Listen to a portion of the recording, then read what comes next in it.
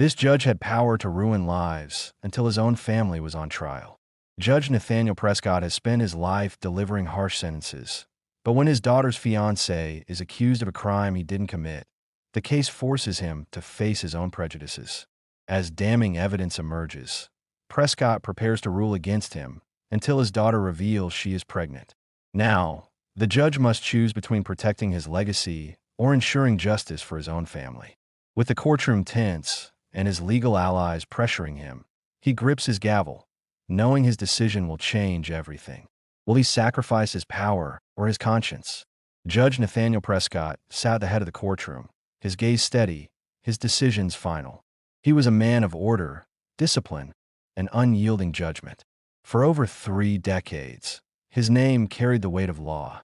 A sentence from him was absolute, and mercy was a word he had long since discarded. Those who faced him, especially black defendants, rarely found leniency. He believed in justice, but only as he defined it. The courtroom emptied, the echoes of his final ruling still fresh in the air. He gathered his notes, adjusted the cuffs of his press suit, and stepped into the marble hallway of the courthouse. As he walked, clerks and officers gave respectful nods, their deference automatic. Prescott ruled not just in the courtroom, but in every space he entered. Power was his language, and he spoke it fluently.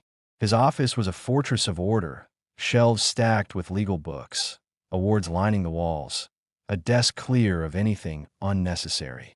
He settled into his chair, letting the weight of another case rest behind him.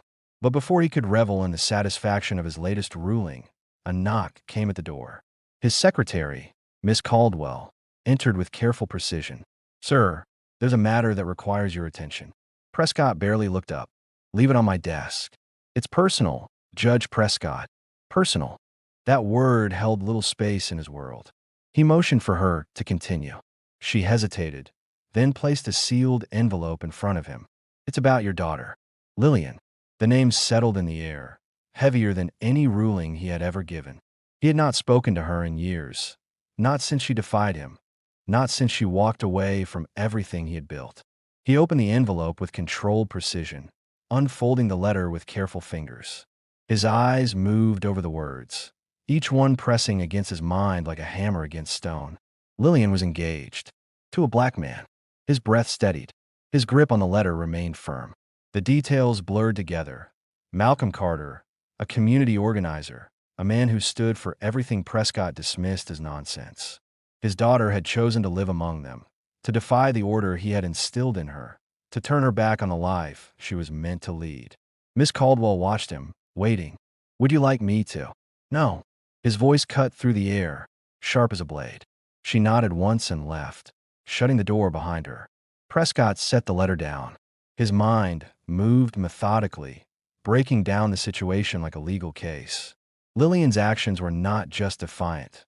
They were an insult, a rejection of his authority. She had abandoned the world he had built for her, choosing instead to align herself with those he had spent his career ruling against. This cannot stand. He reached for the phone, his movements precise. There was one person who could provide the information he needed. Within minutes, his call was answered. "What do you know about Malcolm Carter?" The voice on the other end hesitated. "Judge Prescott. He's well regarded in his community.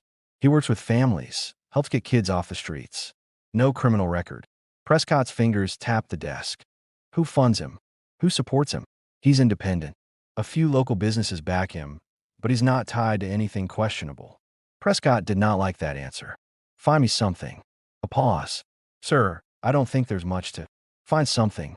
The line went silent. Then the voice responded, "I'll do what I can." Prescott ended the call and leaned back in his chair. Lillian thought she had built a life beyond his reach, but she was wrong. This was not over. Not even close. Malcolm Carter walked out of the community center, his energy still charged from the evening's discussions. The youth program had made progress, and despite the challenges, he saw hope. But hope had enemies, and some believed he was a threat rather than an ally.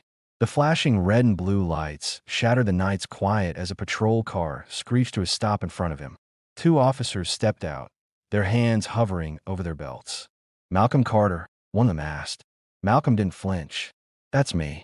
You fit the description of a suspect in a narcotics investigation." His expression stayed neutral. That's a lie, and you know it.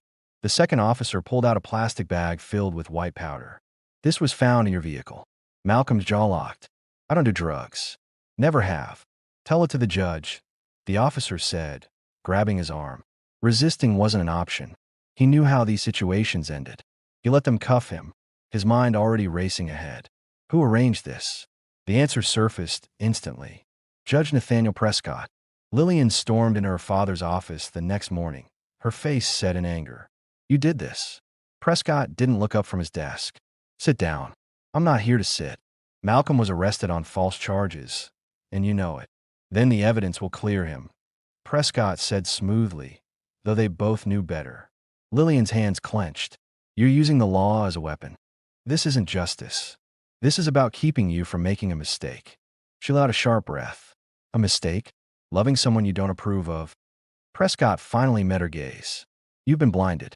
You think he's innocent because you love him. But men like Malcolm Carter don't change the world.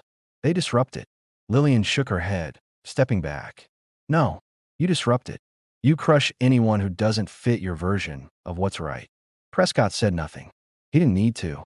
The silence was an answer in itself. The case landed in Prescott's courtroom. He ensured it. The evidence had been arranged, the paperwork aligned. Now, all he had to do was let the law take its course. Malcolm stood in the defendant's box, his posture steady. Lillian sat behind him, her presence unshaken. She wasn't leaving, not this time. Prescott looked at Malcolm, his expression unreadable. Mr. Carter, the charges against you are serious. Malcolm met his gaze. I know. Prescott continued.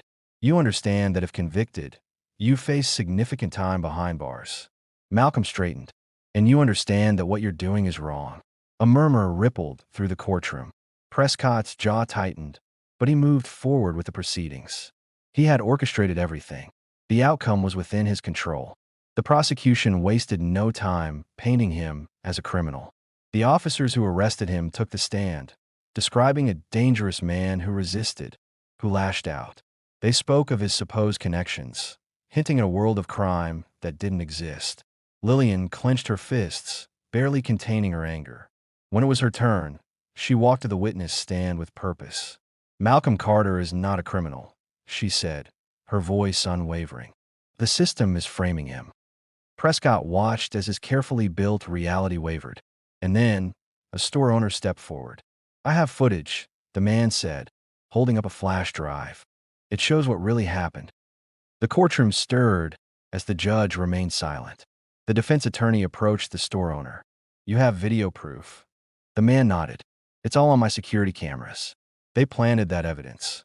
The prosecutor objected immediately, but the weight of the claim had already shifted the atmosphere in the room. Prescott felt his grip on the case slipping. If this footage was real, everything was about to unravel. Lillian didn't move her eyes from her father's face. For the first time in her life, she saw doubt flicker in his expression. He had spent his life believing he knew the truth, that his judgments were sound.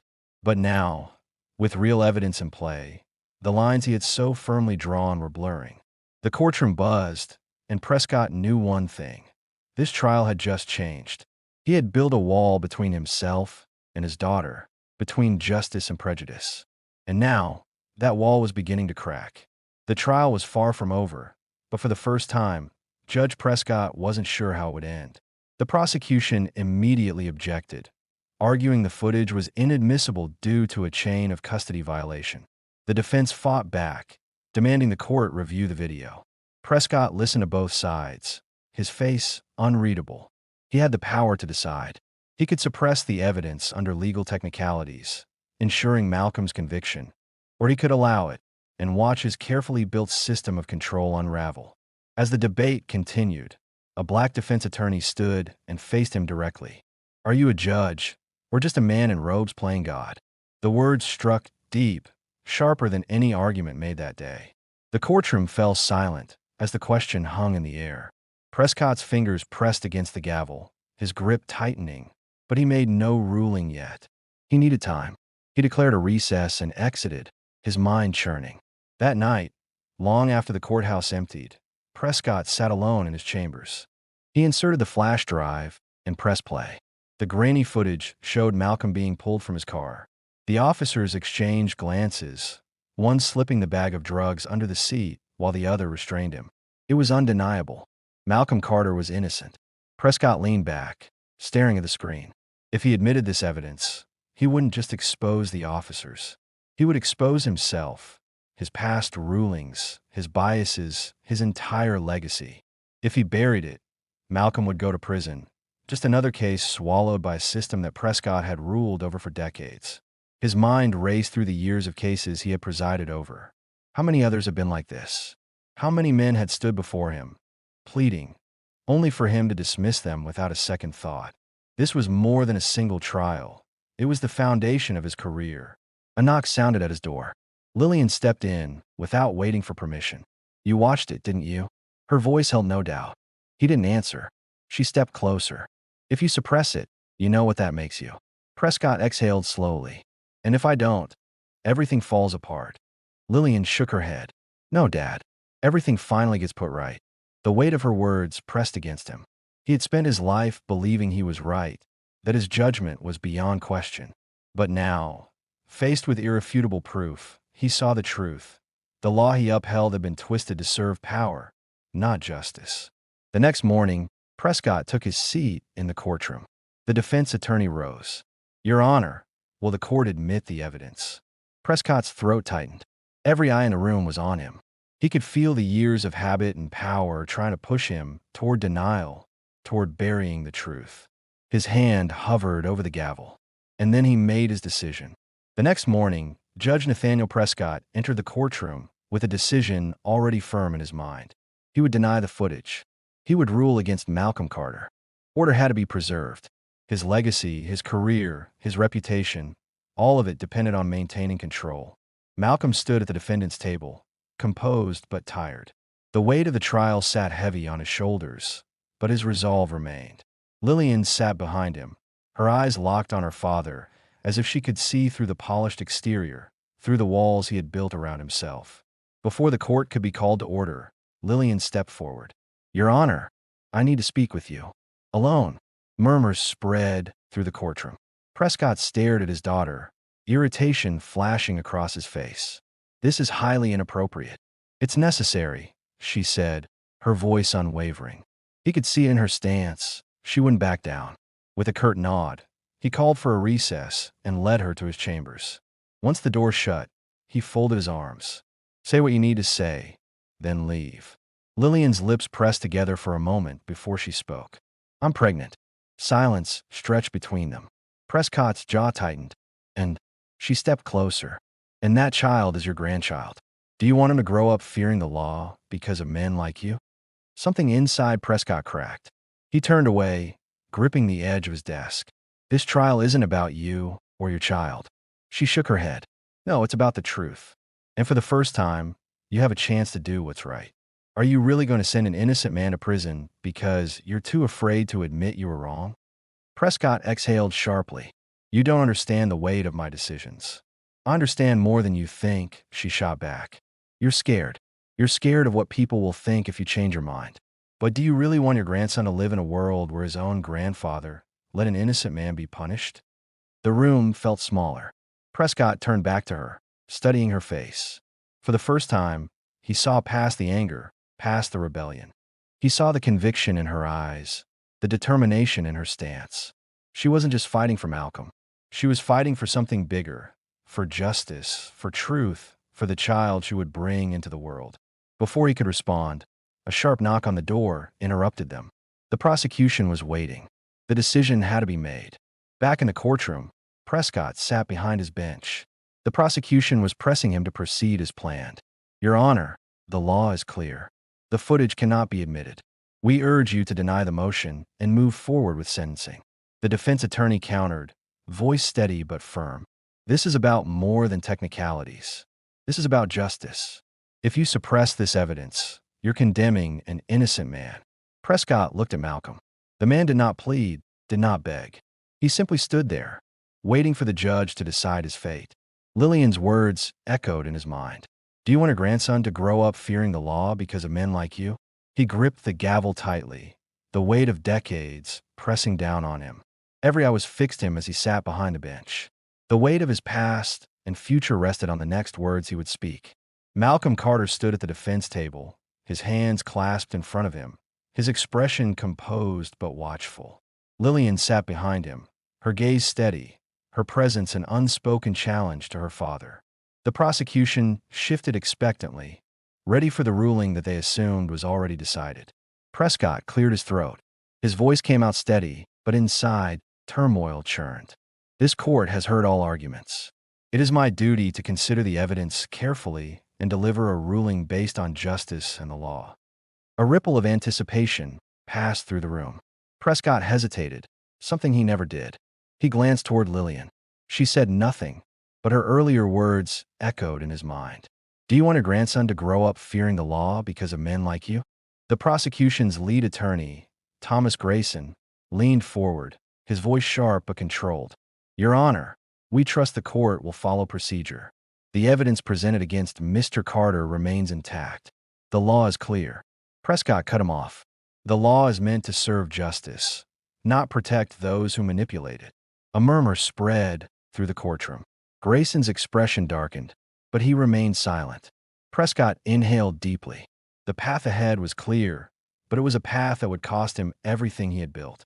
He had spent decades upholding a version of justice that no longer felt just. He thought about the men who had stood before him, the ones he had dismissed without a second thought. How many Malcolms had there been? How many lives had he ruined? Then he spoke. This court finds Malcolm Carter not guilty. Gasps filled the courtroom, followed by an eruption of voices, some outraged, some relieved, some disbelieving. Malcolm's shoulders lifted slightly, as though a burden had finally been removed. Lillian closed her eyes, her hands clenched in her lap. Grayson shot to his feet. Your Honor, with all due respect. Prescott met his gaze, his voice colder than before. The decision is final. Grayson's mouth pressed into a thin line, and Prescott knew what would come next. The legal circles he had once dominated would turn on him. The men he had worked alongside would call him weak. He had shattered his own legacy. But for the first time, he didn't care. The courtroom slowly emptied as Malcolm was released from his restraints.